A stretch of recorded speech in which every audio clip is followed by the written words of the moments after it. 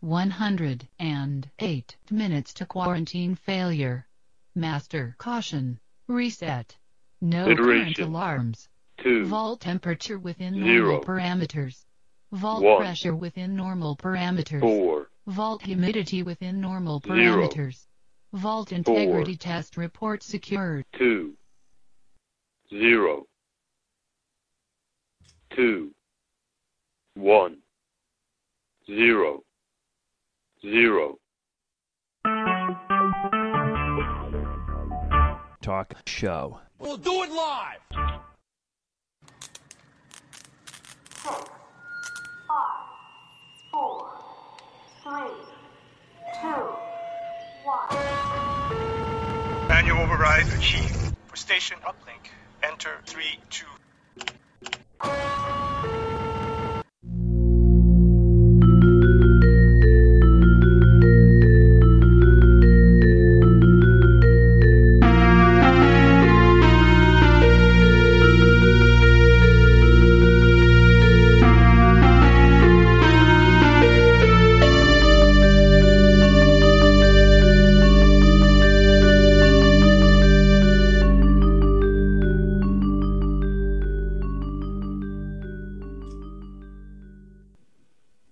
Hello, I'm Sergeant Drano, and you're listening to a communication from Station 7, or The Door.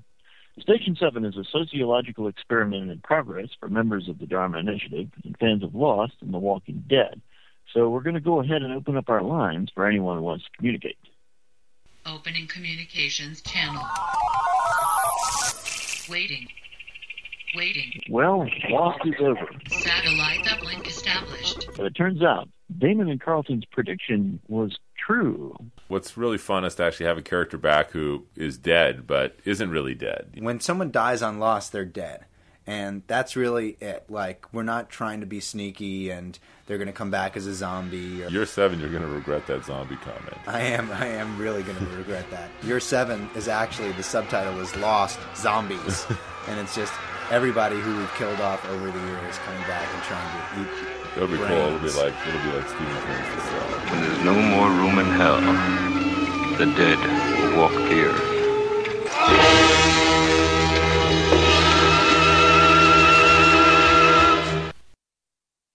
So today we're going to react to episode 49 of the hit series on AMC, The Walking Dead.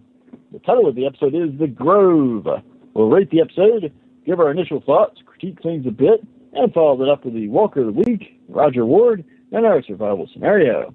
Next, we'll make some predictions for what we think might happen next. These predictions will be spoiler-free and will not make any reference to the comic book series that The Walking Dead is based on. Finally, we'll compare and contrast between the TV series and the comics in our 3-minute spoiler section. So without further ado, let's get to it. First, a word from our sponsors. This week's episode is sponsored by the amazing Chinese shovel. Think it's just a shovel? No! It slices, dices, digs, picks, parries, pliers, screws, hammers. It's the only tool you'll ever need. Much more than a shovel. It's the amazing Chinese shovel. So, who we got up on the board tonight? Incoming transmission from Methodic John. Hey, Methodic John, how's it going, dude? Hey. It's good to be here. Glad to have you. For as long as we got, you might have to go at some point early. Yeah, I got to figure out some tax shenanigans tonight, I think. Oh, good luck with that. Good luck. Yeah. Outwitting the government. You're fine. That sucks. We actually did pretty good this year, but probably because our income is so low. That's okay. Who else? That's lucky for you. In a manner of speaking. Incoming transmission from Michael. Hey, Michael, how's it going, dude? I'm fine. Oh, that's good. Are you dealing with taxes as well? I don't know who that is. That's lucky. IRS. Oh, yes, They took your money. yes. Well, I'm not allowed to really tell you. You're not allowed to tell me. Oh, okay. Gotcha. We're spying on you. Classified as YouTubers. All right, who else we got there? Incoming transmission from Amnesic. So, Amnesic, nice to have you back this week. How you been? I've been all right. How about you guys?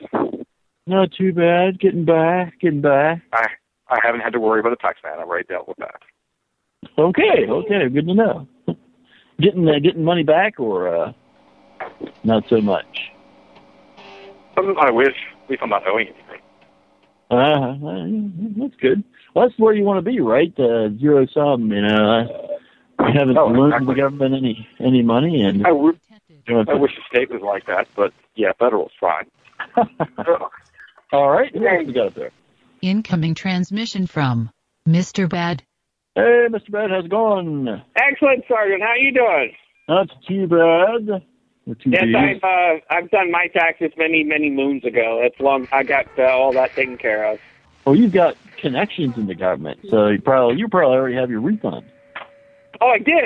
I used TurboTax, and I get all the stuff electronically, so that my W-2 form and the other forms were easy to get. And I think I'm pretty good because of the mortgage, interest deduction. Otherwise, I wouldn't get anything. And if I didn't have the mortgage interest deduction, I couldn't afford the house. So I'm very happy with the government tax policy, and insofar as the mortgage interest tax deduction goes. Well, you probably helped write it. Yes, I helped write it. Yes, I passed them the Papermate black thin point that they use to mark it up. That special Steve Bad clause you penciled in the fine print is especially useful for you, I'm sure. Yes, that's why Michael couldn't talk. He's getting money funneled into a Swiss bank account through some back channel. Very nice. You gotta set me up for one of those days. Incoming transmission from Mr. Good. Hey, Mr. Good, how's it going? Very good. Very good. Finally got in, did you? I am pulling up to my house as we speak. Oh, wow. Nice. You are on the fly. All right, we got anybody else up there? Incoming transmission from Mrs. Drano. Mrs. Drano, how's it going? Oh, it's almost like you're in the room with me. Almost. The darndest thing. Very, very. How's that Captain Morgan? 3D sound. Why are you telling on me? Have you got Captain Morgan, really? There was some in my root beer. Wow! How did he know that? Ah. Actually, Spies everywhere. Spies everywhere, yeah.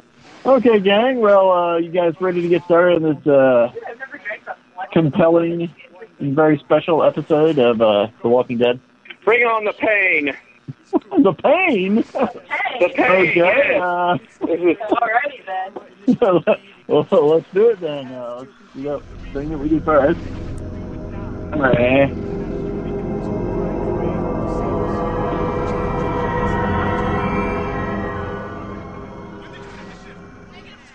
The Grove. We get a brief glimpse of an idyllic country setting, music playing, a view through the window of two people playing tag in the yard, until we realize it's a little girl and a zombie. Cut to night on the railroad tracks. Carol and Lizzie keep watch while Tyrese and Mika sleep. Carol tells Lizzie about Sophia, that she didn't survive because she didn't have a mean bone in her body. Lizzie talks about having to shoot two people at the prison, and seems sorry that she shot the woman in the head. She wonders if there might be children at Terminus. Carol orders Lizzie to get some sleep, while we see Tyrese is having nightmares and muttering. Possibly he's dreaming that the governor cut his head off. Yeah. The next day, Lizzie helps Carol find some pine sap, which Carol smears on Tyrese's arm wound with her sentry knife, the same knife she regularly stabs zombies in the skull with. Tyrese says Lizzie is tough, but Carol tells him that Lizzie doesn't understand walkers, that she thinks they're just different. Carol says Mika is even worse, that she doesn't have a mean bone in her body. Later, they're all walking down the tracks, talking about Huck Finn and Tom Sawyer. They decide that Lizzie is Huck Finn and Mika is Tom Sawyer, and Carol is the Douglas. So Tyrese is Jim? They stop while Carol and Mika go look for water. Tyrese, Lizzie, and Judith spot a walker on the tracks, stumbling towards them. The walker falls, snapping its arms and legs on the railroad tracks.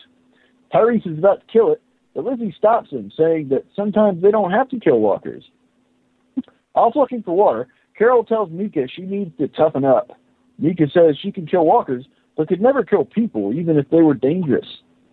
Carol tells her sooner or later she'll have to kill a person or she'll be killed herself. But Mika insists her mom told her everything works out the way it's supposed to. They find a small farm with pecan trees and a crappy barbed wire fence. Tyrese, Lizzie, and Judith join them, and as they approach the house, they see a big column of black smoke from a fire some distance off. The girls wait outside while Tyrese and Carol clear the house. Lizzie is bothered that Tyrese and Carol will hurt the zombies inside, but Mika insists that zombies aren't people, they're just dead. Just then a zombie comes tumbling out of the house. Lizzie screams as Mika shoots it repeatedly, finally getting it in the head. Tyrese and Carol come out, but the threat is over. When Carol asks Lizzie why she's crying, Lizzie says, "I don't want to say." She seems like she's having an attack, almost like an asthma attack. Mika tells her, "Just look at the flowers like you're supposed to. Count 1, 2, 3. They count together, and Lizzie calms down. Later that night, Lizzie tells Carol, "Sometimes I don't understand, but I'm trying to, ma'am." Mika is pleased to find a doll she names Griselda Gunderson. Tyrese sees a little PTSD, but finally sits down and relaxes in a big comfy chair. Mika says, "We should live here." The next morning, Carol puts some water on to boil and hears the sounds of Lizzie playing outside. She looks out the window, and we see the scene from the cold open. Lizzie is playing tag with a zombie. Carol runs outside, and Lizzie tries to get between her and the zombie, screaming, "No!" Carol knocks Lizzie away, tackles the zombie, and stabs it in the brain with her sentry knife. Lizzie has a total freak out, screaming at Carol over and over, "You killed her! She didn't want to hurt anybody! She is my friend, and you killed her! You don't understand! It's the same thing! You killed her! What if I killed you?" Carol doesn't seem to know what to say. Tyrese looks on from the window, dumbfounded. Later, when Carol takes Mika hunting, Mika notes that the fire is still burning because the smoke is black, not white. They spot a deer, but Mika is unable to shoot it. Later, Carol and Tyrese have a quiet moment at the well. Tyrese tells Carol how he trusts her and the girls and suggests maybe they stay at the farm and not go to Terminus. Meanwhile, Mika sees Lizzie sneak off and follows her. Lizzie goes to the walker stuck on the tracks and feeds it a mouse. Mika confronts her and tells her the walkers are bad. Lizzie says they just want her to change, that she can hear them. "Maybe I should change," she says, sticking her hand towards the zombie's mouth. "I could make you all understand." Just then, smoldering zombies from the fire come out of the woods. Mika grabs Lizzie and pulls her away, and the two run back to the farm screaming. The girls crawl through the barbed wire fence, but Mika gets stuck. The zombie reaches for her foot, but Lizzie grabs Mika and pulls her away from the zombie as Tyrese and Carol arrive and start shooting. The girls get up and start shooting too, and Carol is pleased to see Lizzie shooting zombies. Afterwards, she hugs Lizzie and says, "You did it." Later that night, Lizzie tells Carol, "I had to help stop them, and I know what I have to do now." Carol and the girls cook some pecans while Tyrese has nightmares in his big comfy chair. The next day, Carol and Tyrese go hunting together. They're both feeling positive about staying on the farm. Tyrese says he's not ready to be around other people yet. Tyrese tells Carol about how he dreams of Karen every night, and sometimes dreams he sees a stranger killing her. Carol is clearly very troubled and has to turn away several times to hide her emotions. Tyrese feels like the dead are haunting them. Carol seems about to confess, but then suggests that maybe the dead want to help them, not haunt them. Tyrese tells her to never be ashamed of who she is, that she did the right thing, and gives her a nice hug. They arrive back to the farm and are horrified to see Lizzie standing with a bloody knife in her hand, Mika's lifeless body on the ground, and Judith crawling around nearby. "Don't worry. She'll come back. I didn't hurt her brain," says Lizzie. When Carol makes a move, Lizzie whips out her gun and says, "You have to wait. I need to show you. You'll see. You'll finally get it." Carol finally gets her to give up her gun by promising to wait for Mika to change. Carol tells Lizzie to go with Tyrese and take Judith back to the house. Lizzie says she was just about to change Judith too, but Carol points out that Judith can't walk yet. Tyrese has the best ever WTF look on his face as he takes Lizzie and Judith back to the house. As soon as they're gone, Carol breaks down crying, but then does what she has to do. Later, Lizzie is away in her room while Tyrese and Carol discuss what to do. Tyrese reveals that Lizzie admitted to him that it was her who fed the zombies and nailed the bunny to the board, and she was just having fun. Tyrese wonders if Lizzie killed Karen and David, but Carol deduces that Lizzie would have let them turn, not burn them. Tyrese wonders if they can talk her back, but Carol says this is just the way she is, that it was always there. She just didn't see it before. She can't be around other people, Carol says. Carol takes Lizzie out to pick flowers for Mika for when she comes back. Carol sees the smoke column is now white, so the fire is out. You know everything, ma'am, says Lizzie. Carol disagrees, and Lizzie realizes that Carol is upset. Lizzie starts crying. You're mad at me. I'm sorry I pointed my gun at you. Please don't be mad at me. Carol tells Lizzie she loves her and tells her to just look at the flowers. As Carol pulls out her gun, she tells Lizzie how someday they'll have a farm with rabbits, and Lizzie will get to take care of the rabbits. Carol tells her to keep looking at the flowers and think of the rabbits as she pulls the trigger and blows Lenny's brains out. Tyrese watches from the house. Carol is very distraught as she walks back. She sees the deer, but doesn't shoot it. Her and Tyrese dig graves for the girls and bury them. That night, Carol sits at the table across from Tyrese with the Sophia puzzle between them. Carol puts her pistol on the table and slides it over to Tyrese. I killed Karen and David, she says. You do what you have to do. She tells him how she did it to stop the disease. Tyrese grips the table as emotions rage inside him. Finally says, did she know what was happening? Was she scared? Carol shakes her head. Was it quick? Tyrese asks. Yes, says Carol. Tyrese grips the revolver. Do what you have to do, repeats Carol. Finally releases his grip. I forgive you, he says. But I'm never going to forget. It happened. You did it.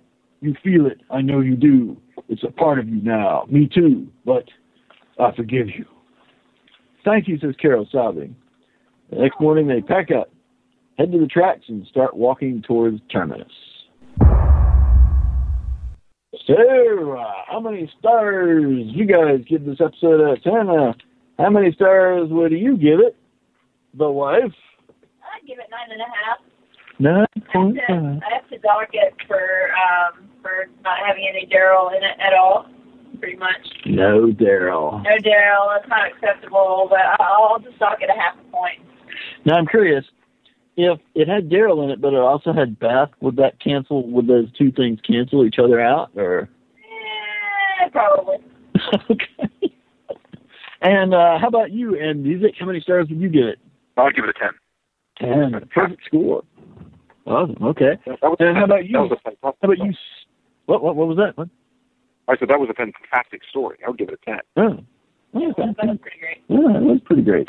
Originally, I was going to give it 9, but I'm upping mine to a 10 as well. On a rewatch, very strong. Now, what about you, Steve? I suspect we might be getting a slightly lower rating from you. Oh, from me?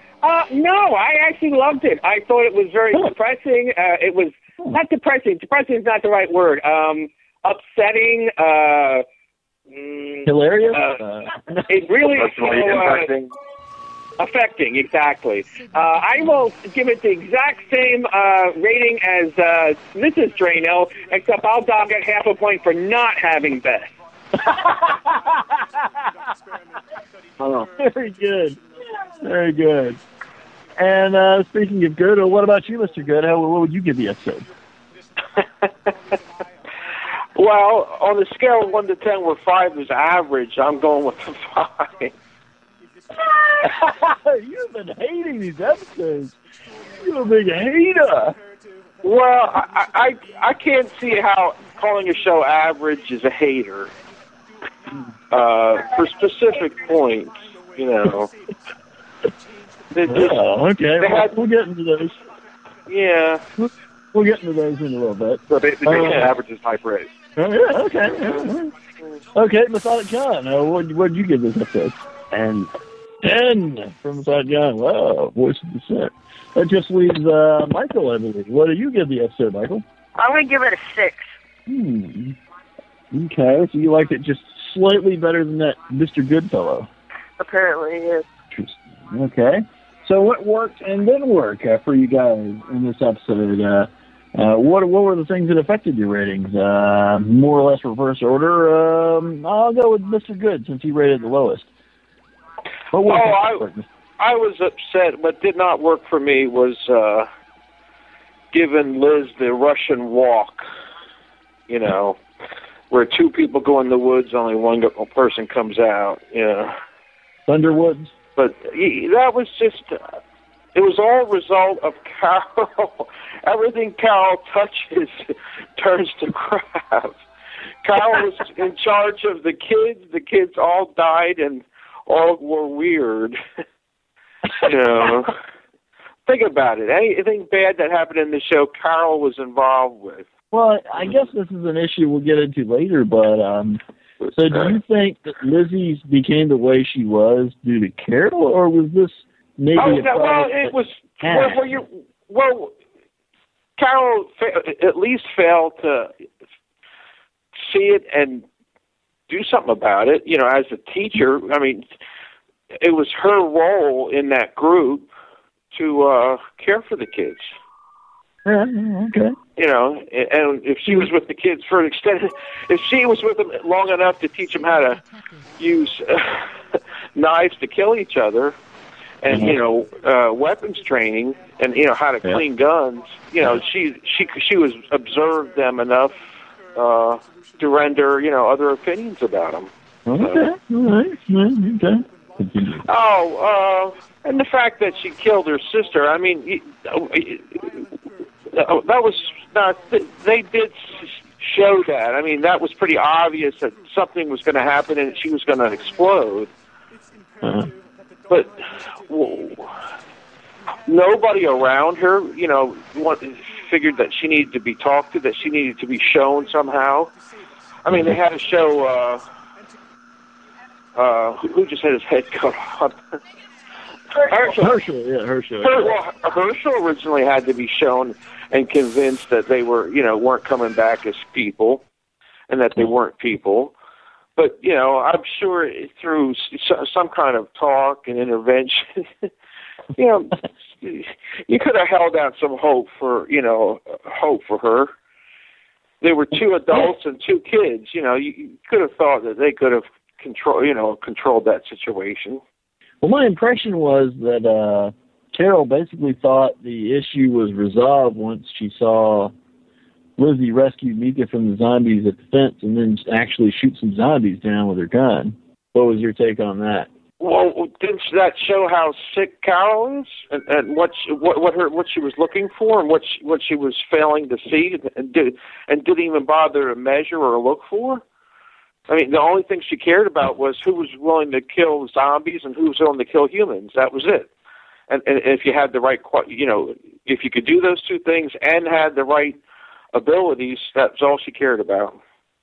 Oh, okay. Mm-hmm. All right. Okay, Michael, you liked it slightly better than Mr. Good. What worked and didn't work for you this episode? Okay, I'll start out with what worked. And I think that we're finally starting to get some overlapping stories between all these episodes. Like, with the house burning, I assumed that was from Daryl and Beth.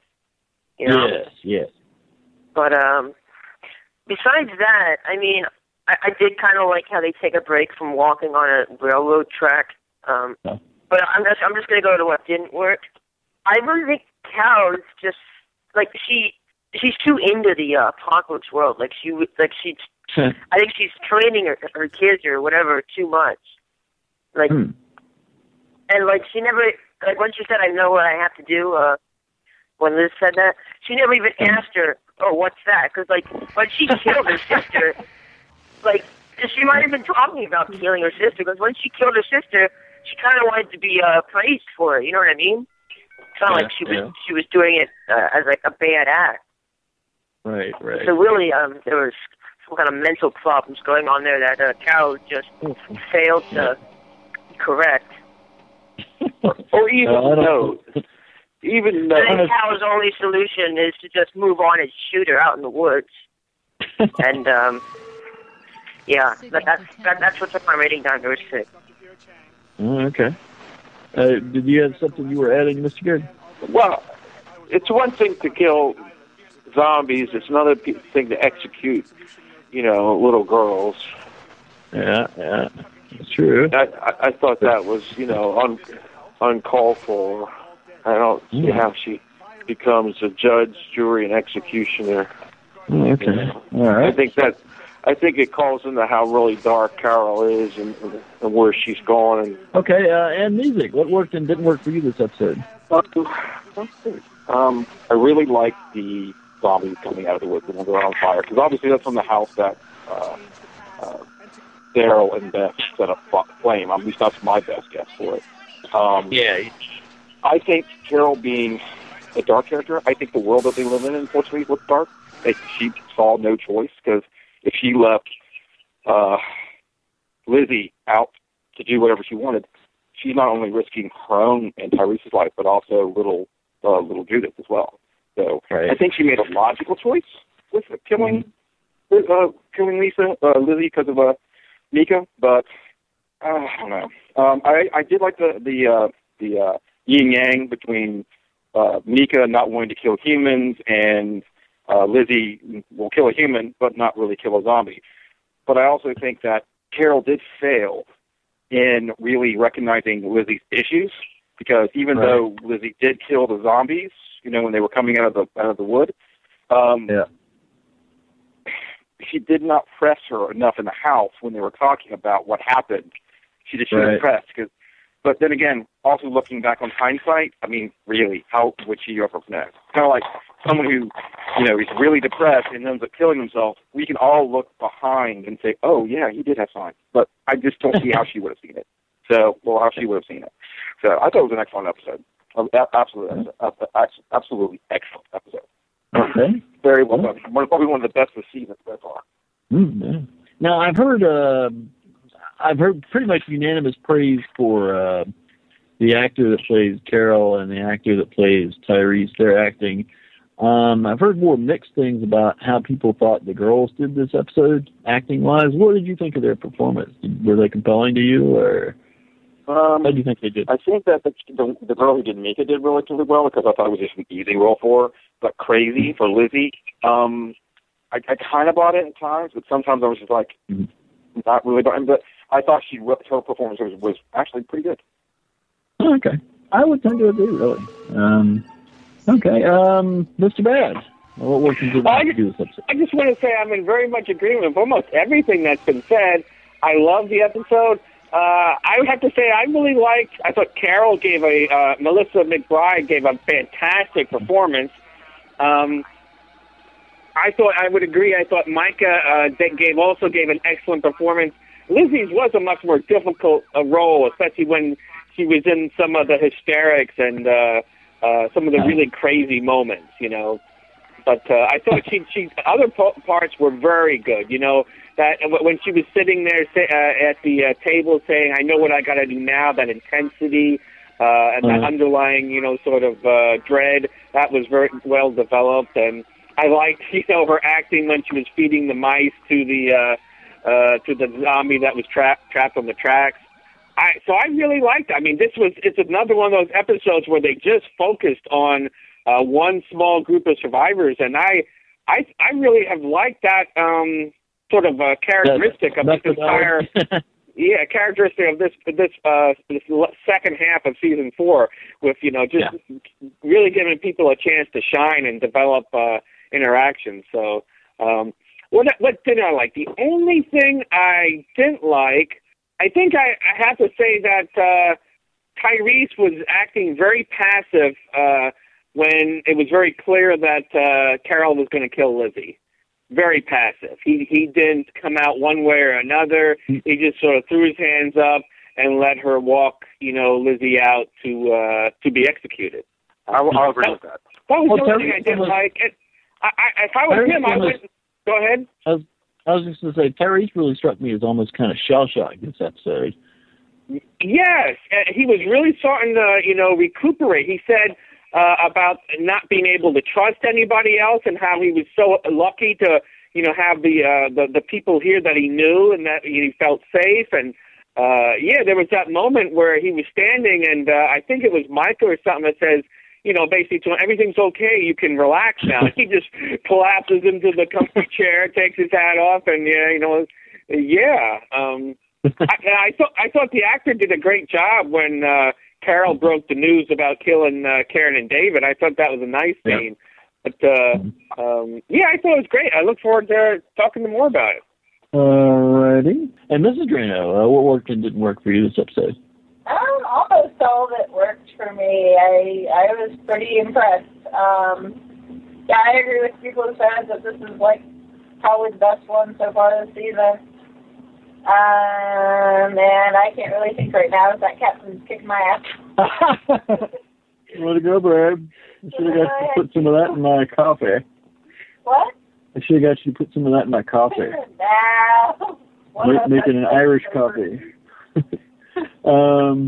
Let's see. And for me, let's see, what worked? The confusing but chilling cold open, where we at first I thought it was a flashback, really, with the music playing and things getting cooked on the stove, and it looked like people playing around outside in the yard. And it was probably because we were watching it streaming at the time, and our internet isn't that great. But I really couldn't figure out what the hell was going on at first. And all of a sudden, the opening theme starts. I'm like, what the heck was that? And then we see it again later, and it's like, oh. So I thought that was pretty cool. I thought there was some great use of foreshadowing in this episode, wherein at the beginning of the episode, Lizzie talks about shooting the people at the prison and is troubled that she shot one of them in the head. And it isn't until later that you think, oh, well, she's troubled that she shot the lady in the head because she can't come back as a zombie. Yeah. And the whole Nika doesn't have a mean bone in her body thing coming around. Yeah. The look at the flowers thing, which I didn't realize until somebody from another podcast reminded me, that was actually a callback to season 2 of this season when they're putting their dad down, and Lizzie gets upset, and Nika has her look at some flowers and count to 3 then too. So apparently this is like an established protocol of what we do whenever Lizzie gets upset. The only thing that didn't work for me is it was a little bit contrived. It didn't occur to me while I was watching the episode, but after the fact, it kind of did. That Tyrese and Carol leave the girls alone and go out hunting together. Oh, yeah. Right after they know they've had some issues, some peculiarities with this kid, and they leave all the kids at the farm alone to go out hunting together and come back when one was dead. So that was kind of. I don't think they could have foreseen that, though. I don't think they really foresaw that because of Lizzie killing the zombies. I think it's stupid. No, but I thought it was kind of dumb to leave the kids all by themselves. Yeah, as a general rule, would you want to leave the kids at home like that? Yeah. They can take care of themselves, though. It's not like it's a 5-year-old and a 4-year-old. I mean, these kids are 8, 9, 10, 11. They can fix their own breakfast if given a chance. So. I think if Carol realized that Lizzie's crazy, no, she probably wouldn't have. But I don't think they realized it because of her killing that one walker. I just would agree with you. I would agree that I think it was dumb on several instances to leave the kids alone. Just even when they went into the house, I thought it was stupid. They really didn't look around the rest of the house to secure the entrances, to make sure nothing else could come out. My motto has always been stick together, and in a zombie apocalypse, I'm going to double down. I'm going to go back to when Faraday correctly pointed out when Tyrese, ran toward the screaming and left them alone. That was stupid. He should have took the kids with him. Even if there's danger, zombies can't run that fast. You can avoid them. I think you just need to keep your strength together and keep people together. I don't know if I would have had him come in the house. I might have had him go wait over near the barbed wire fence, maybe, but I don't think I would have brought him into the house. No, that's a good point. But something from season 1, when they were going down to that full storm drain in that one building, he did not want them behind him because they would basically clog up getting him killed. I think that's why. Yeah. A house they don't have the layout, so therefore it's so small. I think that one zombie that came out the door, it was just because we wanted to zombie. That's it. It was just a plot point. That's it. Let's scare everyone and put the kids in danger. That's all it was. Coincidence. Without knowing the layout. Okay. All right. I guess we'll move on into smartest, dumbest. What was the smartest thing somebody did in this episode, and what was the dumbest thing? What was your smartest, dumbest, and music? Smartest thing probably was, I hate to say it, Carol actually killing Lizzie, because she's nuts. The dumbest thing would have been Lizzie basically kind of, with that one zombie almost, feeding it, the mouse and almost getting it to that dumbest. Yeah. Well, because she's dumb because she doesn't know really what she's doing. Okay. What about you, Michael? What's your smartest, dumbest? Well, I'm just going to go ahead and say that Carol's dumb, whether that has anything to relate to the topic at hand. But my smartest is probably going to be, no, I was going to start my dumbest. I can't think of a smartest. I would say dumbest, maybe you could say it would be Lizzie playing the zombie, but I would say it's just Carol not knowing how to treat a mentally, not necessarily challenged, but different person. Mm-hmm.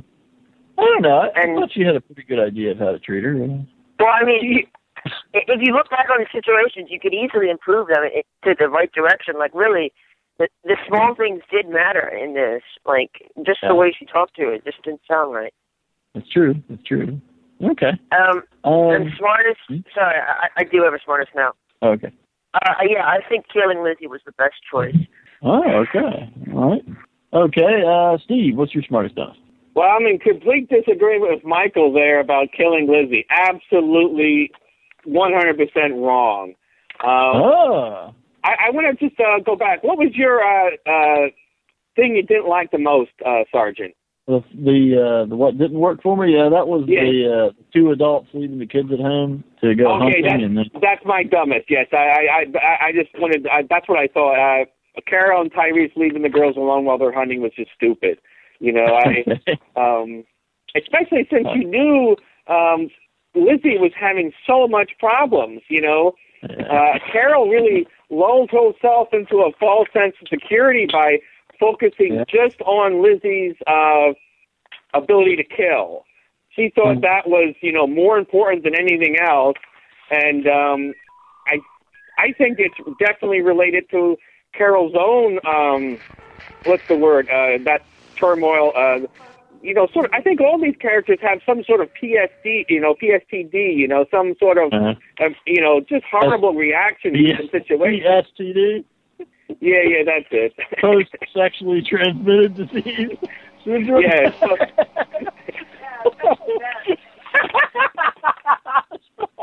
But I think Carol's big thing is, before the apocalypse, she was constantly a victim to her abusive husband. And now it seems like every choice she makes and all she's concerned about in other people is preventing another victim from happening. She's not really going all the way, though, about helping them survive. Like Herschel was helping people survive, and Glenn and Maggie and Beth are trying to motivate people and get to their emotions and figure out what they need to keep going.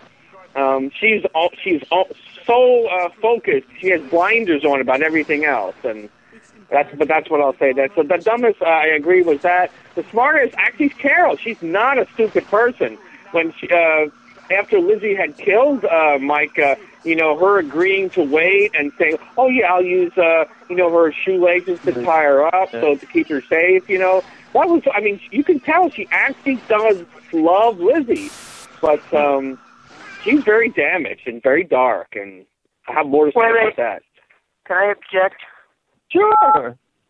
I think just because she can talk down a 9-year-old from giving her a gun doesn't make her a smart person. Like, if she was smart, she never would have had to talk her down. She would have been able to keep her out of that situation. And obviously, your dumbest was those leaving the kids at home, and I do agree with that.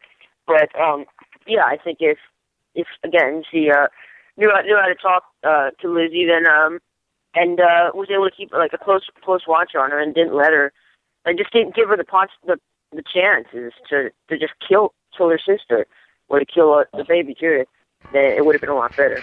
I don't know, Michael. I've dealt with quite a few insane people on a fairly regular basis, and they can seem very sane at times, and other times, without any warning at all, they can be very not insane, and you basically have to watch them all the time. And, I mean, a lot of them can be fairly stable given the right, therapy and medications, but they're not going to get that in the zombie apocalypse. No, And I think the whole group of those people. I think that after Carol had to go kill that zombie that she was like playing tag with, and after she like totally freaked out on Carol, at that point she should have known, and she should have. Yeah, I mean, obviously. It would have been hard. Yeah, she should have known. I agree. That was a completely, I mean, when she was screaming at Carol after Carol killed the tag zombie, I agree. That, I mean, there should have been no doubt. This person is severely mentally unstable, has severe problems that are really, I mean, you generally can't simply just fix something like that. It's something that's got to be, treated. It's something you got to deal with for the rest of your life. Most likely. Which they can't do because of the world they're in. Well, they can do it. I would agree 100% with you, Sergeant. Everything you said was absolutely on point.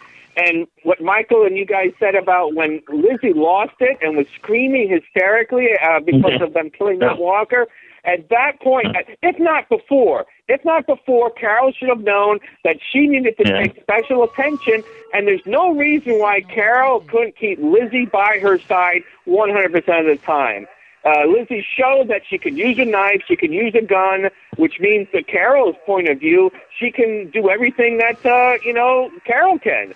So she should stick by her and keep an eye on her and goddamn try at least try to continue to talk to her and tell her hurting humans is bad, hurting the dead maybe is bad, but it's necessary. Because she was all messed up. She was torturing animals and, and was playing with the dead. It was, she's terribly, terribly damaged. So I thought there's no reason why, Carol couldn't have Lizzie by her 100% of the time. And if she wasn't, you take away her gun and her knife, and you tell her, your attitudes, I'm afraid for you. So we're gonna take these precautions. I do trust you. We do need to, give you responsibility, and you're going to come out and do adult things, and we're going to go find water and whatever. But you don't leave her near her sister, and you don't leave her near the baby.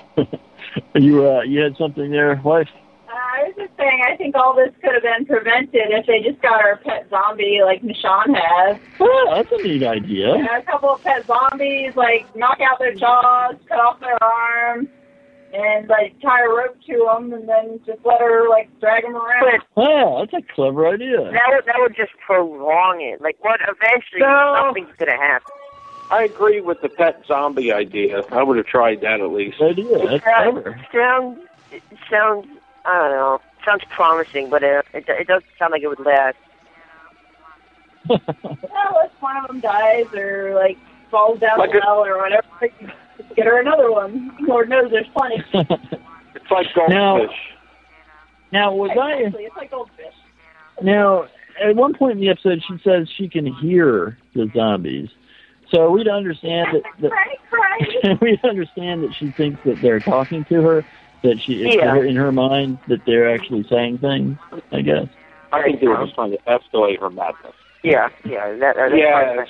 Well, let's give her a reason why she killed her sister, and they were just escalating all the way through. That's all they were trying to do.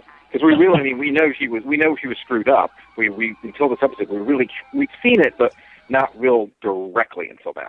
And they were just escalating it. That's all they were doing, all the way through. That's true. I think in a perfect world, if we had another 3 episodes, we'd probably find that, getting her a pet zombie would work. But I think for the shortness of what they had, of 47 or 44 minutes that they actually had, I think they did a pretty good job of trying to, okay, we have this crazy girl, what do? We can't leave her alone. Yes, probably leaving 2 kids alone, while they go out hunting. But at that point, how many people are going to kill their own brother just to prove a point that zombies are bad? I mean, I really honestly don't think they really thought she was that dangerous that she would hurt her sister. Right. And they were old enough to be left by themselves. They are. I mean, maybe sitting them down, but whether or not that would help or not, we will never know. We would never have enough time to actually explore that. It's interesting, but we would never have enough time to explore it.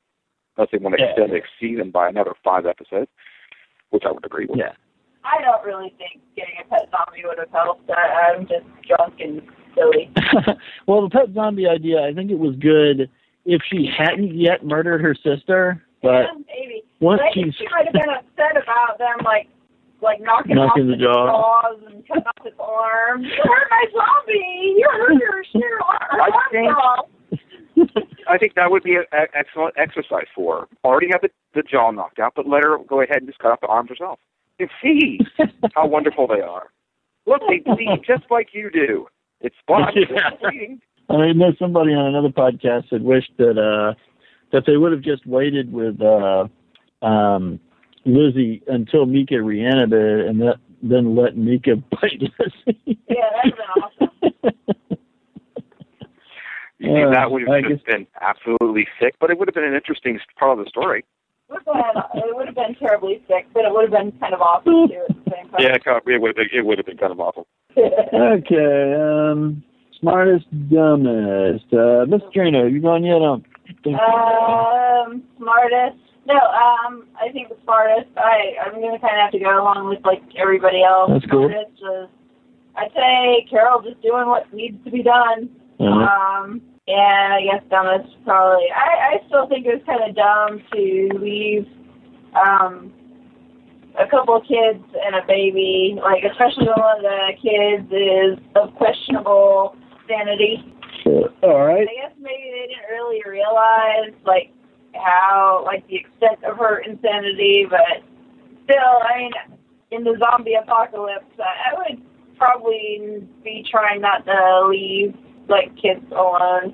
Especially when they've already kind of demonstrated shitty survival skills, I guess a few episodes ago when Tyrese left them in the woods there and all the zombies were coming and they've been told to run to him if there are any zombies, and they just kind of stood there. Yes.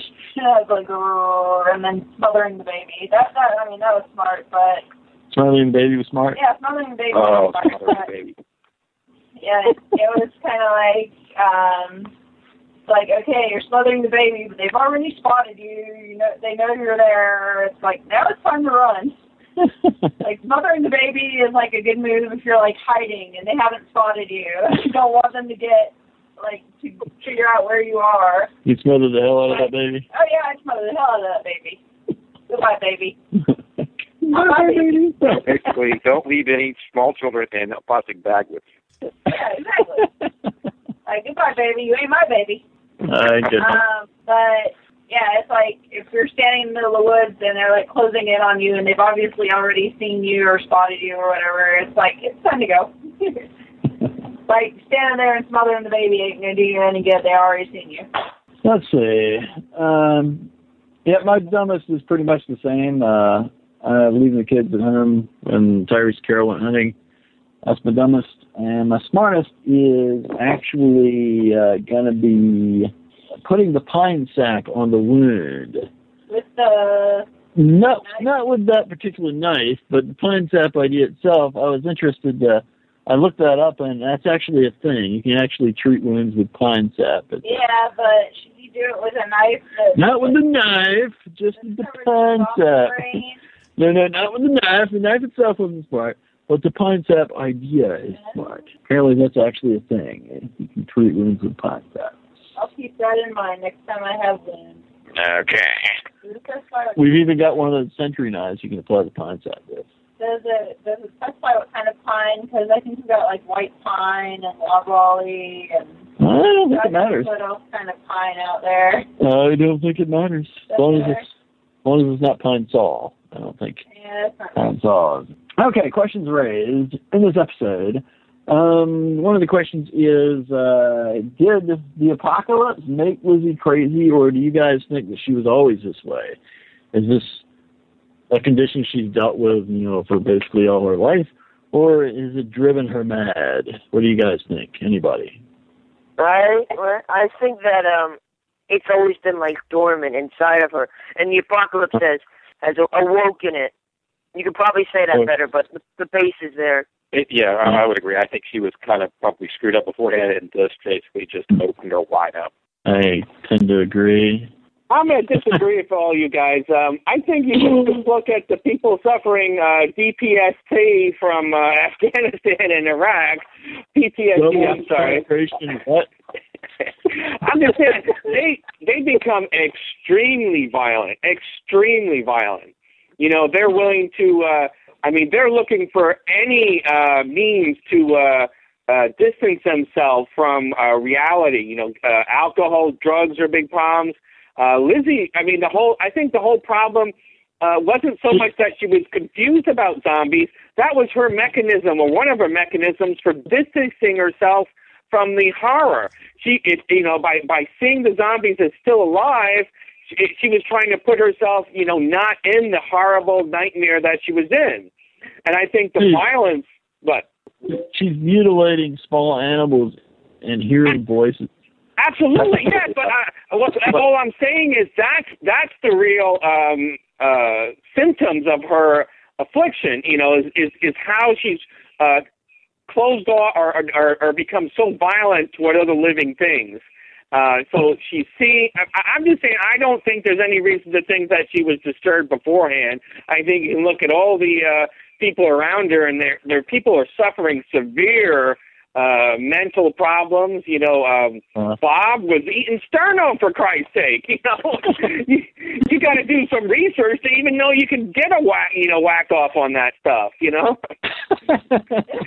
I can only imagine how screwed up some of these drugs will make you. I mean, they're not the kind of drugs that make you happy. They just F you up. So you're suggesting that she took drugs? No, I'm suggesting that the horror and violence she's experienced has so screwed her up that's what was. I mean, she was trying to be, escape into an unreality by pretending the zombies weren't really that they were still alive. They still had some humanity. Wait, I have a question for you. You think she meant anything when what did her sister say? You're imagining, or she said you're. Remember they were on the trains, and after she gave him a rat, she said, like, I'm not imagining, you're imagining, or something like that?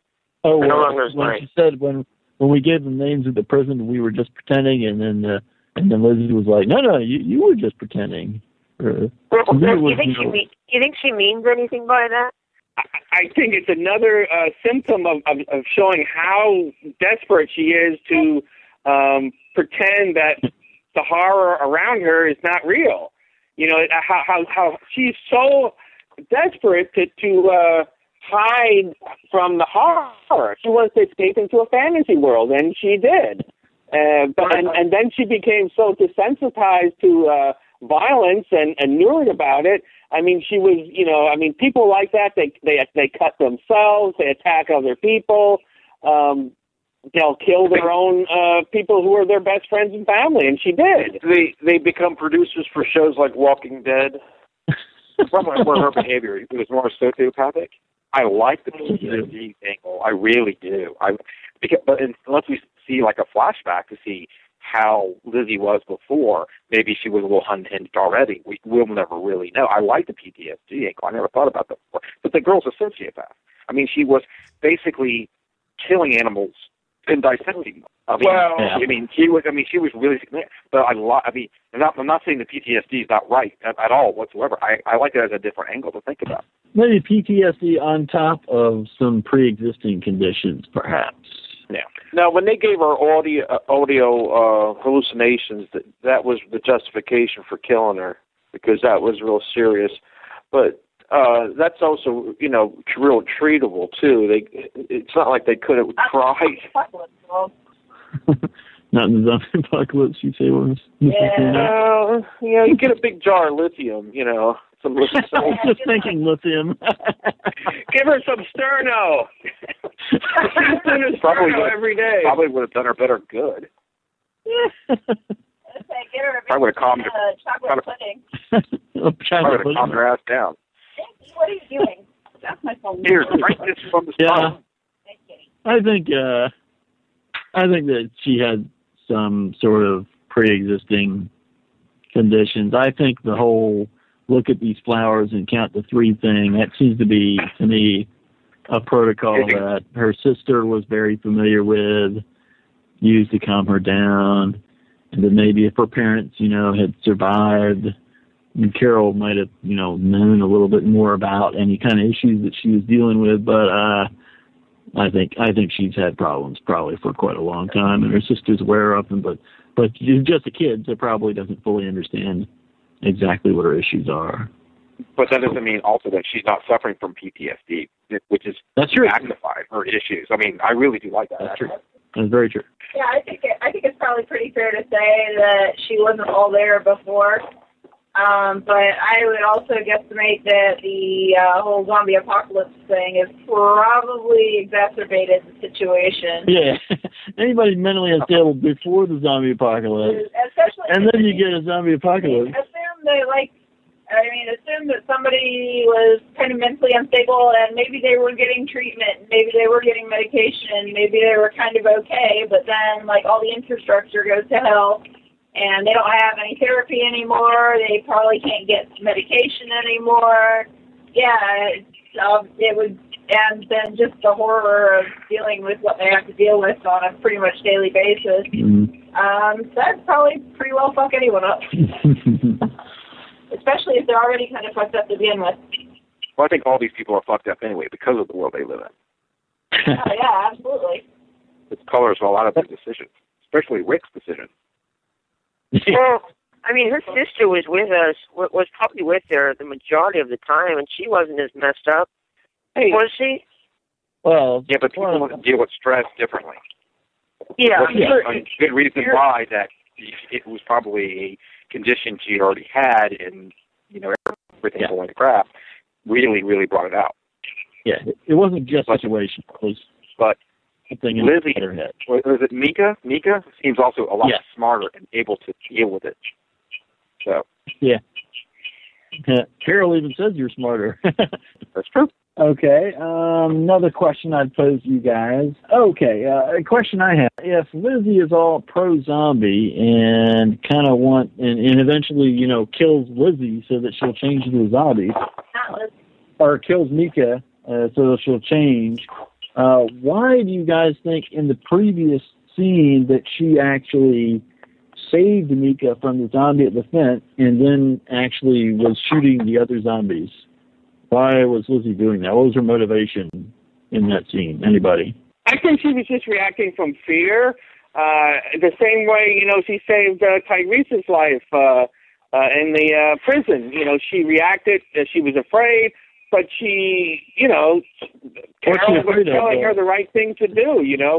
When people's lives are in danger, this is what you have to do. So she was making snap decisions, and I think it's survive danger. 120 ounces of pudding.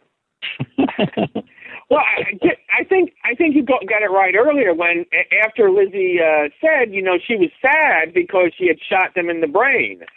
All those people, I think that was the key thing. She wasn't so much sorry about shooting anybody, but she was sorry about shooting the zombies in the brain and the people in the brain. The only thing that upset me, the only thing that upset me about that scene is that one zombie that actually got a hold of her didn't immediately take a bite. I mean, I didn't want Mika to die at that point. I understand why they didn't do it, but I'm like, why aren't these zombies just going straight for ankle? I mean, hey, I want you to get closer so I can get a thigh. No, I mean, that zombie really should just bit into her. That one scene did bug me. Yeah, I agree, and we've seen that before, a couple episodes ago, when the zombie got a hold of Carl's, leg. Plot armor. Plot armor, exactly. That's exactly what it is. And zombie got a hold of Carl's leg in that bedroom in that house he was, where he got the pudding. Yeah, it took an hour and a half for it to try and bite down. Yeah, it took about an hour and a half for the zombie to even try and bite. It was kind of I'm going to pull you away from the opening, from the jaws of the zombie, and it's going to work. That zombie should have already been, feasting on Achilles tendon. Nom. But my question is, if Lizzie is pro changing Mika into a zombie, then why does she pull Mika away from the zombie so the zombie can't bite her? Because at that point, I don't think she was actually pro turning Mika into a zombie. I don't think she was quite there. I don't think she was quite at that decision yet. I think it was. I mean, I think she was. It was really was it a split moment? Reflexes. I mean, if there's I would pull her away. Like, well, you would, but you're not in. Yeah. I was going to say that's not a really good example, but I really think it was just a split moment decision. Like, I don't think she was considering it then. Like, she even said, "I know what I need to do now," and at least I think that what she meant by that was kill her sister. She said that after that event occurred. Yeah, right. I agree with Michael. I think she reacted from her innermost caring about her sister, and later on, when she had time to dwell or ruminate, she went into this psychosis. Yeah, and then, that's when it became really strong, when she had time to sit around and think about it. Yeah. But in those instances, she just reacted. Okay, all right. I don't know. I was kind of wondering if maybe her crazy is sort of periodic, and she has, like, periodic times of, like, lucidity where she kind of more, at least better understands what's going on. And sometimes she just has, like, these freakouts where she's, like, completely more or less dissociated from reality. Like, back when they were still at the prison and there was a zombie that they named Nick, and then that one got killed, and she just totally flipped the hell out. Yeah. But then there have been other times where she seems to recognize that they're dangerous and that they need to be killed. And I'm just wondering if sometimes, if it's kind of like a periodic thing where she just sometimes she's not quite as crazy as other times. Or it could be that her survival instinct kicks in, and therefore she doesn't quite want to die that way and lets it by her choice. Yeah, that's possible. The other thing I was thinking is if she sees the zombies as not bad, just different, that doesn't necessarily mean good. I mean, not all people are good, and if she imagines that the zombies are talking to her, maybe by her perception, some of the zombies actually are bad, and others of the zombies just want to play with you. So maybe there's certain situations where she imagines the zombies are bad and trying to hurt you, and other situations she thinks they're just trying to play with you. That sounds very plausible. I mean, when you're the zombies on the other side of a fence or, stuck in a hole, you can imagine them, having other motives as opposed to it's more difficult, when they're trying to bite your sister. All right. I do have one question I think we have to talk about. We have to talk about this is Carol's morality. Was it right for her to kill Lizzie? What do you mean morality? She has none. I think she has a morality. I think it's wrong.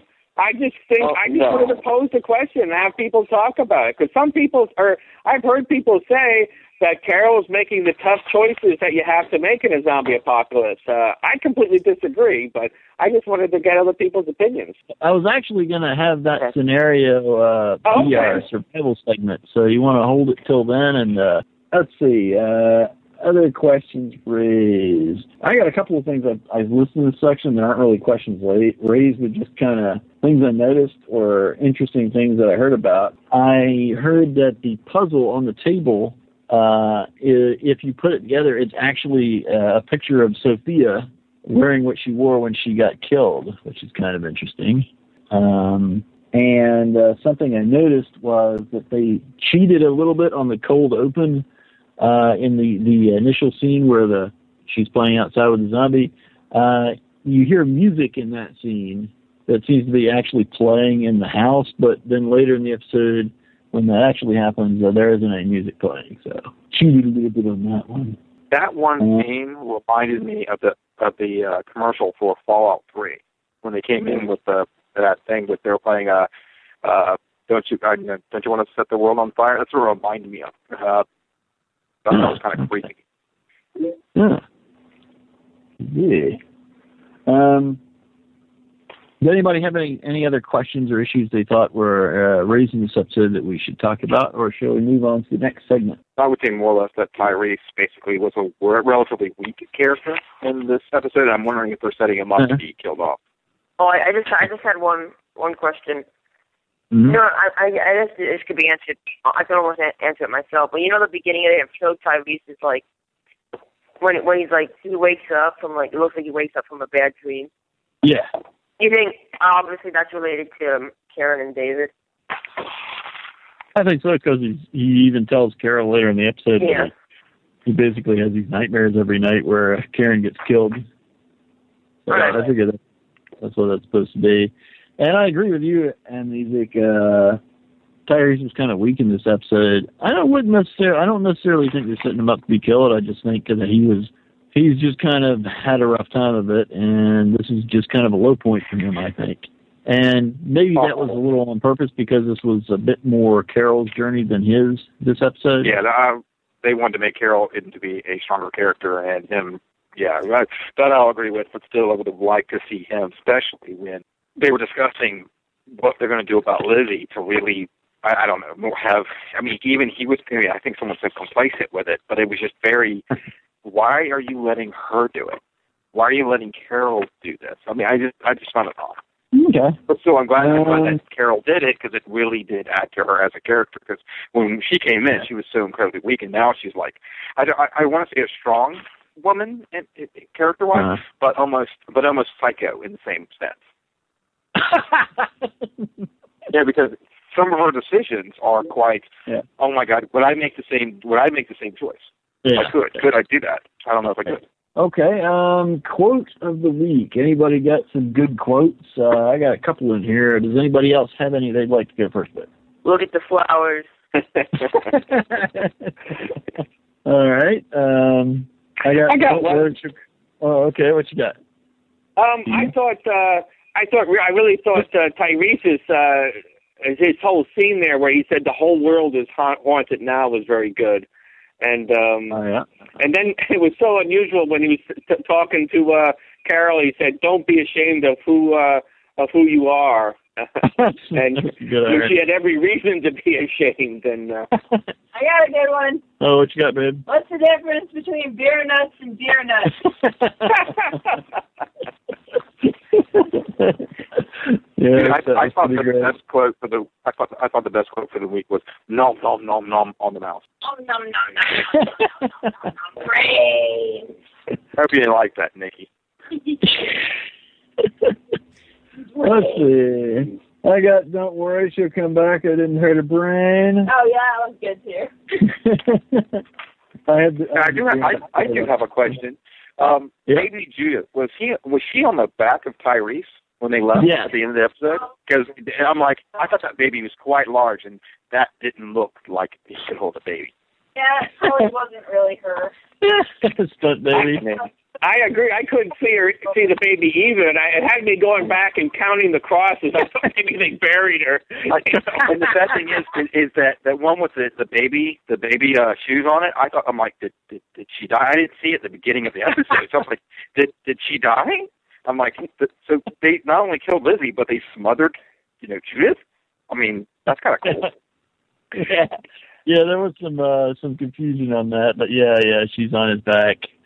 Because they briefly talk about, they just they saw the grave and then just assumed, I think they talked about it briefly that somebody had lost a child in the cabin or in the house and then must have left. Yeah, there's they showed it at the very beginning. I mean, with Lizzie was holding Judith, I think saw the grave, and I had to watch it a second time to actually catch that, and I was like, oh God, that baby's dead. Oh, Rick's going to be pissed. Rick already thinks the baby's dead. Well, now he's going to be disappointed. Now he's going to be elated that my child lived. Oh, but saddened because you killed her, Carol. Nobody has to tell. Be like, she died at the prison. But check out this awesome irony that didn't occur to me until just this episode, that Rick banished Carol because he's afraid to have her under the same roof as my family, and she's been taking care of his daughter all this time. That's very true. Only since the episode where she met up with Tyrese and the girls. Yeah, well, all this present time. If she goes all Gollum on Rick about giving Judith back, then we'll see if there's an issue. One baby little mom. Sophia. Yeah. Sophia 4. 4, yeah. Or no, it might be 5 now, actually. Yeah. No, it's 4. Yeah. Sophia, it'd be Sophia 4, yeah.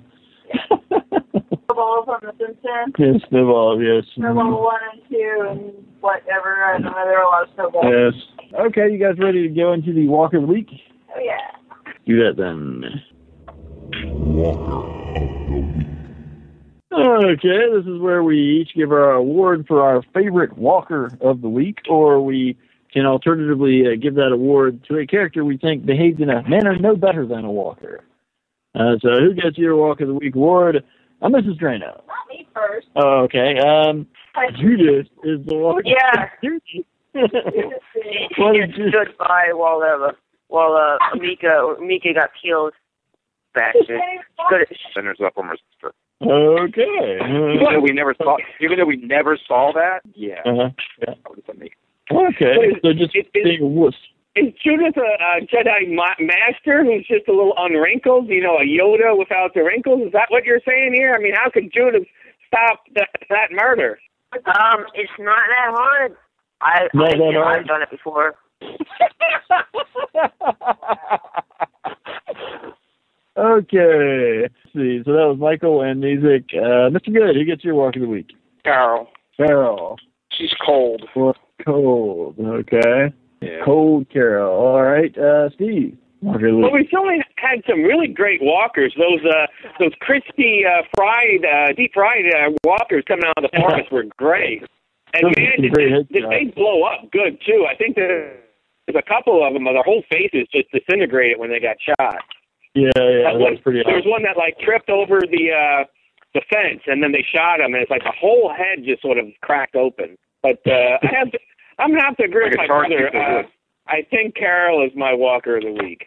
Carol, wow, okay. Yeah. Somebody else started to say something? So I'm going to have to agree with, I'm going to have to go with the extra crispy walkers as my walkers of the week. Yeah, they were extra creepy looking, and I like the smoke coming off them. I like the way their heads blew up. Wow. Yeah, that was like wood. Wow, I'm amazed that nobody picked Lizzie, so I will pick Lizzie as Walker of the Week for killing her sister. I initially said, well, I know who I'm picking for Walker of the Week after she killed her sister and all that. But then I thought about it. The more I thought about it, I was like, oh, I just can't give that designation to like a seriously like serve the little girl. Well, it's like, yeah, that was shitty, but like she's crazy. She can't help it. Well, she doesn't know that what she's doing is wrong, exactly. Right? Well, neither did the zombies. How do you know? Oh, I just know. Don't judge that. How do you know? Maybe the zombies are like, yeah, this is totally wrong. I know it's wrong, but it just tastes so good. It just tastes so good. You like that, baby? That's good, babe. I like it. You like that? All right. Is that everybody? Did I skip anybody? That's good. Did you give yours? Yes. Oh, did you Carol. already go? Carol. I was a Carol. Carol. Okay, Carol. Yeah. Okay, I think that's everybody. All right, then let's roll on into the Roger Award. Roger! And there's a lot to get done before you can afford to lose me. Roger. We got this, man. We got this by the ass. Roger, move! Let's go, baby. You all right? Perfect, baby. Perfect. Roger! Roger, watch it! Steady! Whoa!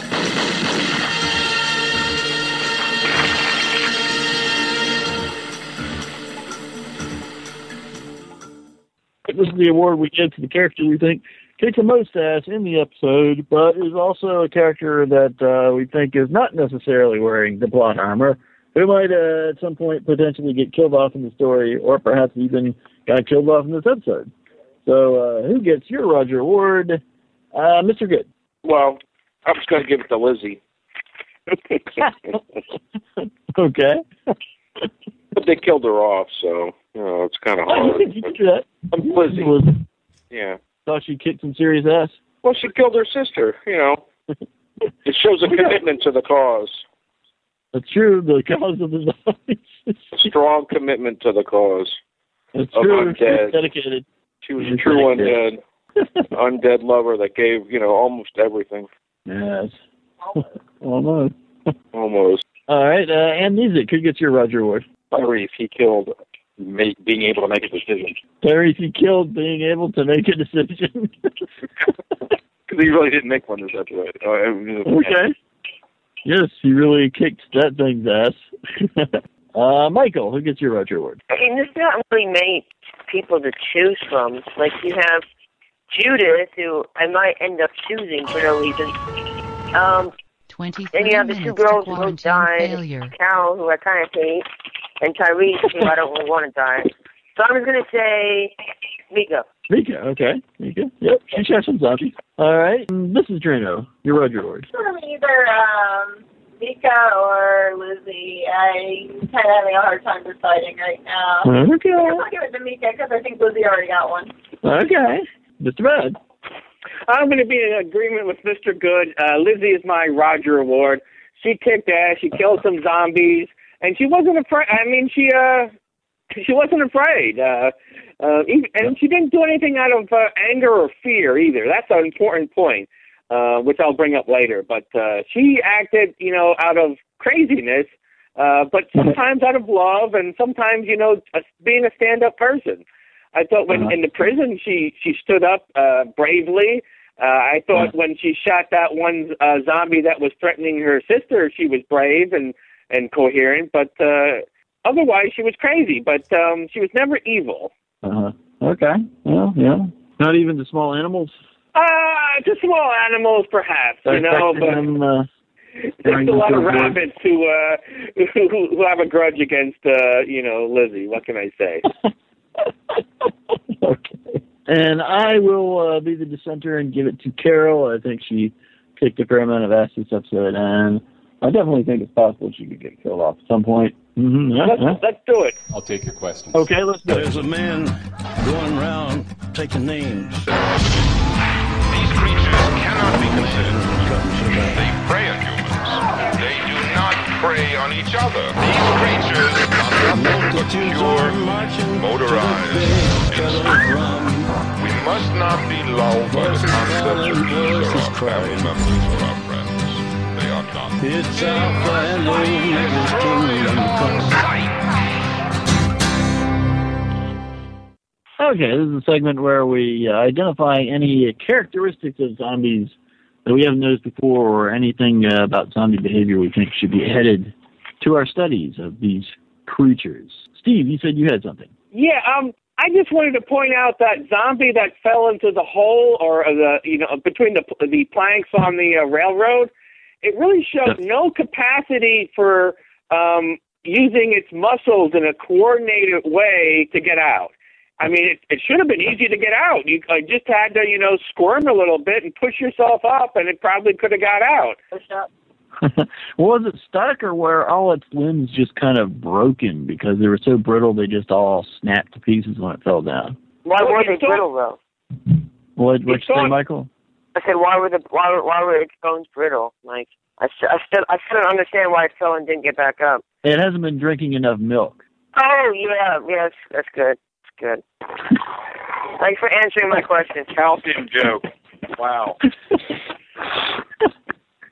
What did you say, Steve? You had something? Oh, I just thought it, because Tyrese saw it walking along, and it really just misstepped into a hole, and I thought its one foot just fell through, and it was sort of, the other was just sort of splayed out. I didn't really think it broke a leg or nothing. I just thought it was stuck. No, I thought it did break his leg.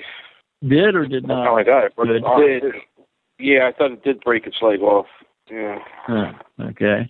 That was kind of weird, too, because it really did look like it slipped into a hole or something, but when it was close up, it didn't really look like there was a big hole there or anything. So that was kind of unclear to me.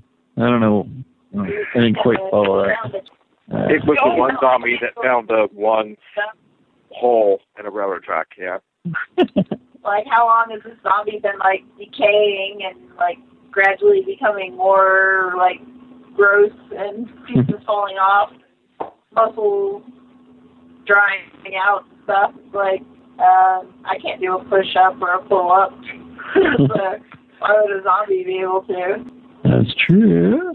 Good point. I also think one thing is interesting about zombie behavior is that they will walk away from a fire eventually. Yeah, that's when it goes out. Burned, but they obviously they were pretty well burned up, but that didn't kill them. Obviously, they do not die of smoke inhalation. Well, yeah, that's a good point. Yeah, and they do.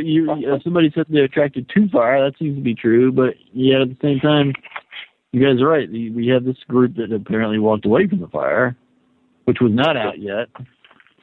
Needs to go out for a selfie. We should have a conversation about how zombies get energy to move. Brain. I think we've had that conversation before. We have, and I think we said photosynthesis, right? We talked about a fungus and lichen, you know, and we mentioned there's that one, what's it called, that combines, a lichen, that combines fungus with chlorophyll. And that's actually, you know... 16 minutes to quarantine failure. So that that if a fungus lichen thing infected them, then they could actually be using chlorophyll or sunlight to produce energy. All right. But the thing I really wanted to talk about, other than the general decrepitude of the zombies and how they're really almost, you know, just barely able to walk, is their eyesight. You know, I think their eyesight has almost got to be gone by now, especially those zombies that were up through the fire. I mean, they almost didn't have any flesh, you know, a lot of flesh, you know, was burned off, and their eyesight is very vulnerable.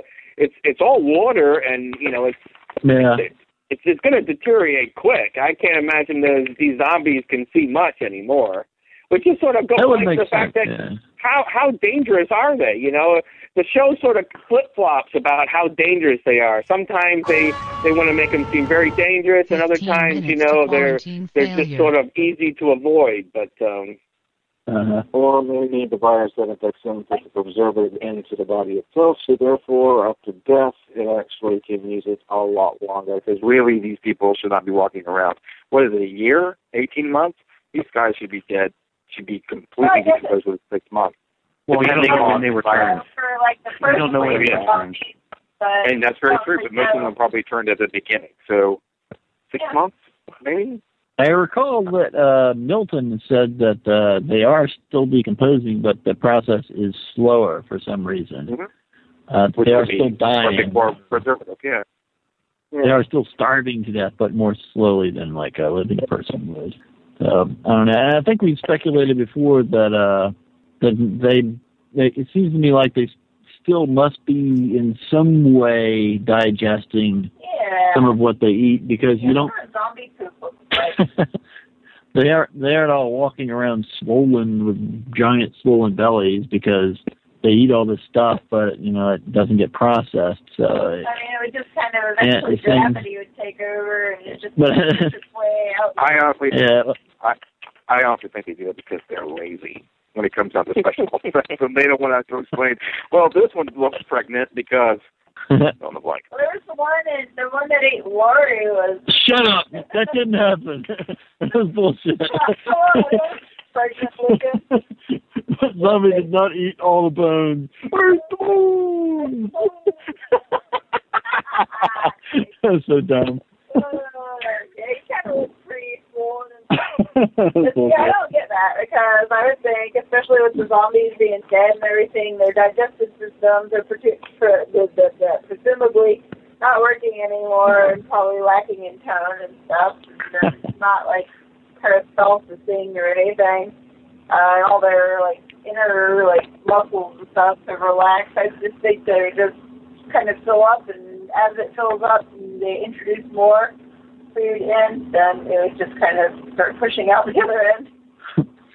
Maybe. I mean, we don't see big poo stains. I mean, they're already kind of dirty and nasty looking. I'm not really sure you can notice the poo stain. It's mostly pretty filthy and kind of covered in all sorts of yuck anyway. So I think they burst. I think if they eat anything, they just eat until they burst. I think they're still processing food somehow. I just like saying poo stain. If we're going with maybe a fungus like that takes over the ants, maybe whatever it is inside their bodies and actually breaks down at least some of what they eat and makes energy out of it. That's the route I'd like to go. Can I ask a question? Sure. Did anyone mention as a behavior that they do seem to be moving in general slower now? Slower? So I would argue, no, I don't think anybody has mentioned that. So if you would compare, for example, season 1 episodes, which I actually started doing a rewatch a couple days ago, I've been some pretty quick ones. Yeah. Yeah, they were moving pretty fast in general, consistently. Pretty much all the walkers were running like little sprints, and now they really decreased to a slow pace. We even had, I even saw one in like the pilot, I think, that was just about climbing over a fence, I believe. That wasn't the pilot. That was when he was in Atlanta. Him and Glenn had walked with the guts, and then they climbed that fence to get to like an impound lot or something with the cars. And one did get the box truck. Yeah. Well, yeah, one did climb a fence after him. Yes. Oh, okay. And welcome back to Sonic John, by the way. Thank you. Yes. Didn't Sonic John miss any segments? Oh yeah, he missed a bunch. You want to try? What worked and didn't work? What worked and didn't work? What worked? Not shying away from killing children. Because I genuinely feel like that is real. You know, that's an accurate portrayal. What didn't work?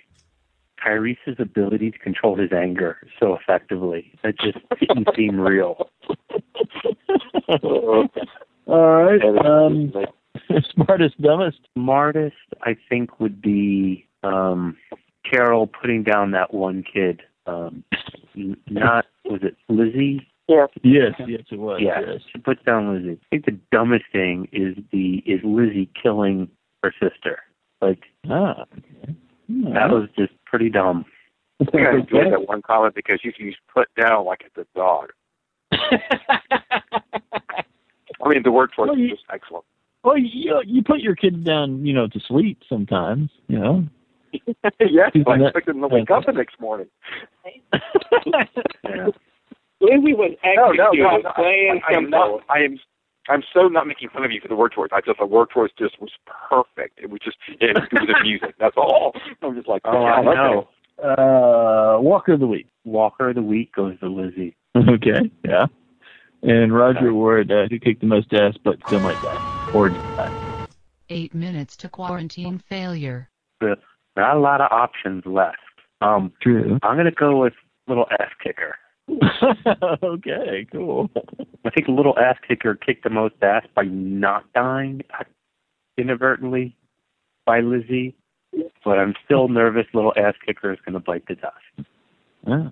Yeah, we didn't see. For all we know, Lizzie might have tried to, put her down several times before they got back to the farm, but little ass kicker was just like fending her off and stuff with her little screaming baby. Maybe little ass kicker screamed her head off right at the and made Lizzie back down. Could be. Maybe Daryl made her a little crossbow. A tiny crossbow. Yes. Her side. Okay, let's go ahead and move into the survival segment. Give me that dog. What do you mean? I mean, give me that dog. What are you going to do with him? You can't open the doors to let him out. The bomb's liable to go off. That dog's got to go. We're going to need every bit of air to breathe ourselves. That dog's got to go. After a while, we'll be laying on the floor to get fresh air. But he's just a little dog. He doesn't breathe. We can't have him here. No. Dog's got to go. Don't you touch him. Wait a minute.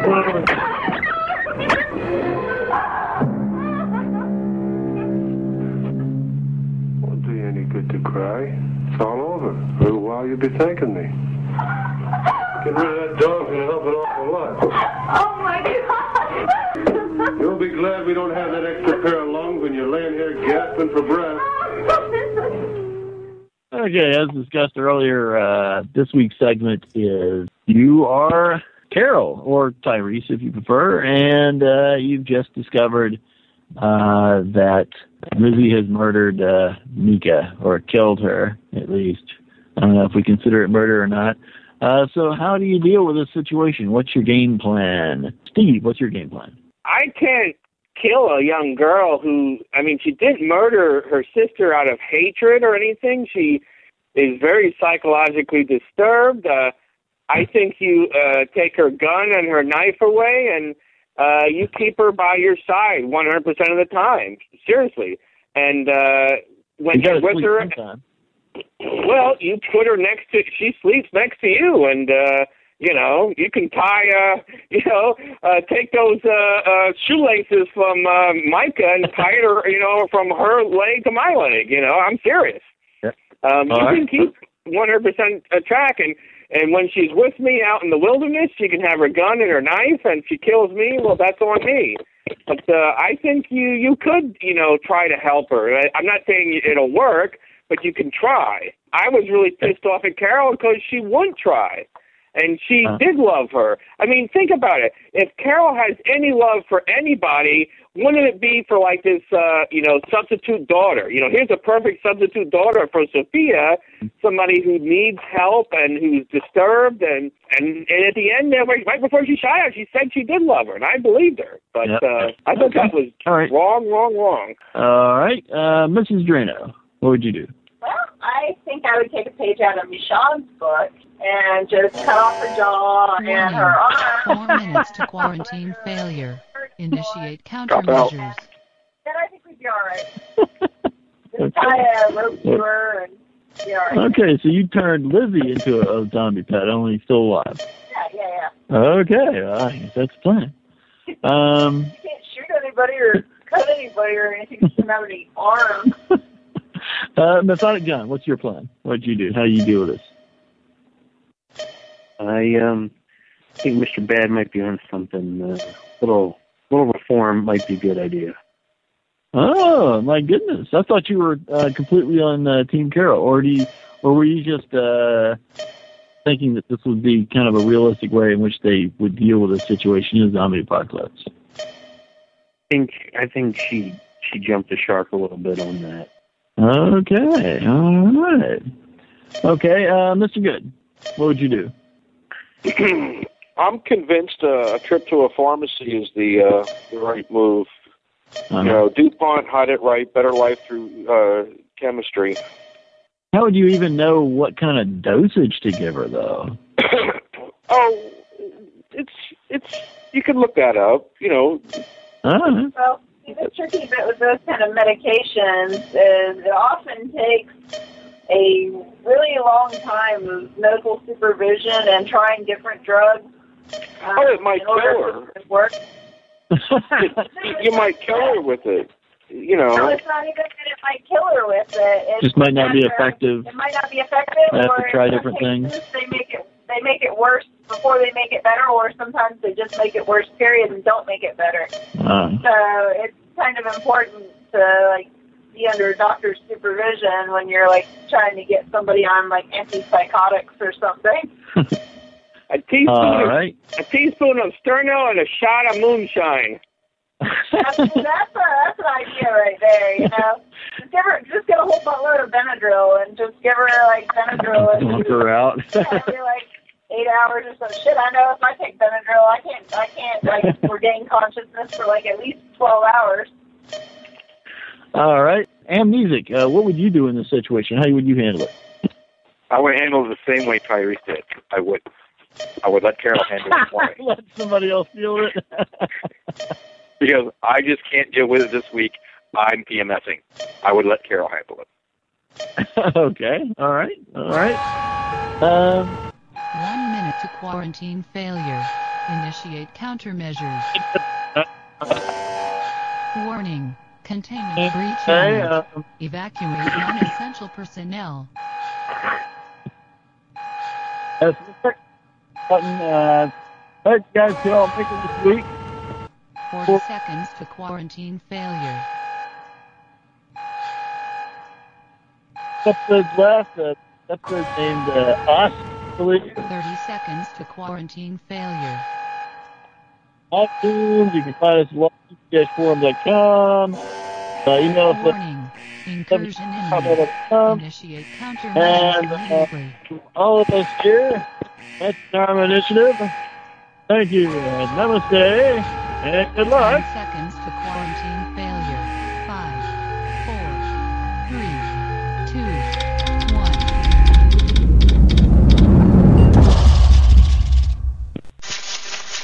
1. Mr. Bad Robot. Call recording has been completed. Goodbye. Well, it looks like my internet crashed, so that means the episode's over.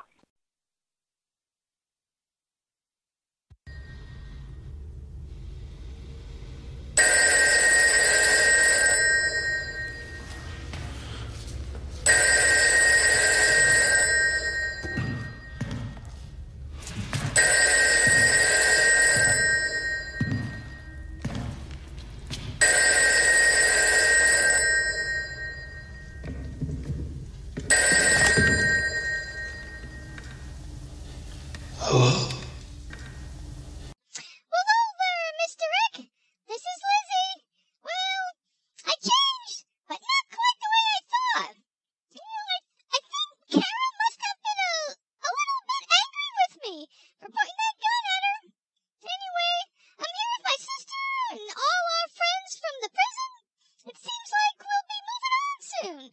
But for now, we just seem to be waiting. Maybe we'll just waiting for everyone else to get here first. Maybe then we'll all go roaming the land with everyone else who changed. I hope so. I met a nice man here. His name is Otis, and he helped me write this song. It describes where we might go and what it might be like. Hope you all join us soon. I think it'll be great. Hit it, Otis!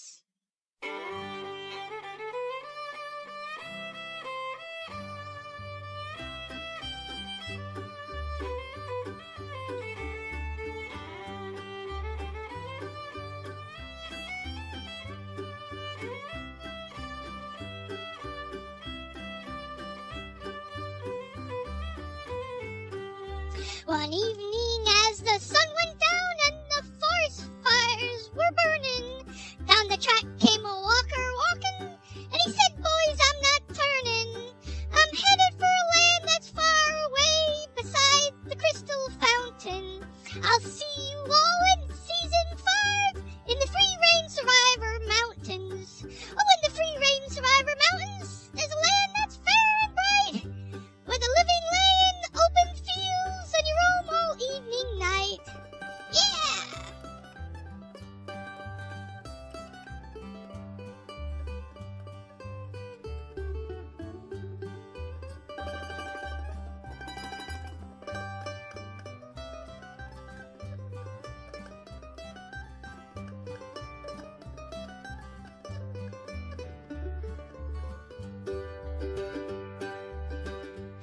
In the Free Range Survivor Mountains, the fences are all trodden down, and the sun shines every day, and the birds all have broken wings. The rabbits jump right into your mouth, and the mice trot right up to you. There's good eats all about, and you never go without in the Free Range Survivor Mountains.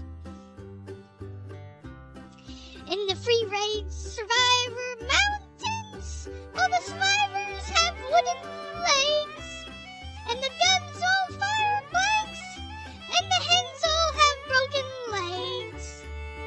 The farmers' fields are full of cows, and the barns are stocked with sows. Oh, I'm bound to go where there ain't no snow, where the rain don't fall, the winds don't blow, in the Free Range Survivor Mountains. Oh, in the Free Range Survivor Mountains, you never change your socks. The walkers dance among the flowers, and the living trip over the rocks. The living fill your belly, and they taste just like jelly. They're a lake of fish, and they're so delish. You can paddle all around it in a big canoe in the Free Range Survivor Mountains. In the Free Range Survivor Mountains, the doors are all missing. You can walk right out again as soon as you're in. There ain't no samurai swords, no axes, hammers, or picks. Oh, I'm bound to stay where you stalk the living all day, where they hung the fool who invented the zombie cure. In the Free Range Survivor Mountains, yeah, I'll see you all this coming season 5 in the Free Range Survivor Mountains.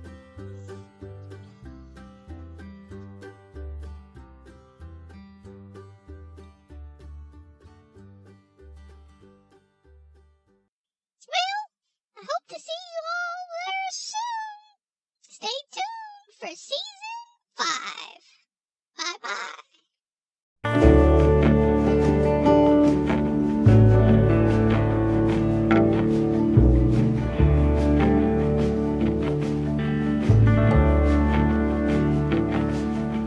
They hung a sign up in our town. If you live it up, you won't live it down.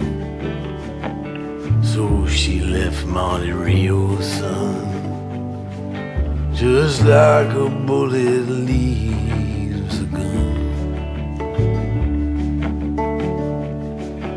with the charcoal eyes and Monroe hips. She went and took that California trip. Oh, the moon was gold and her hair like wind. Said, don't look back, just come on, Jim. Oh, you got to hold on, hold on. You got to hold on, take my hand, standing right here, you got to hold on.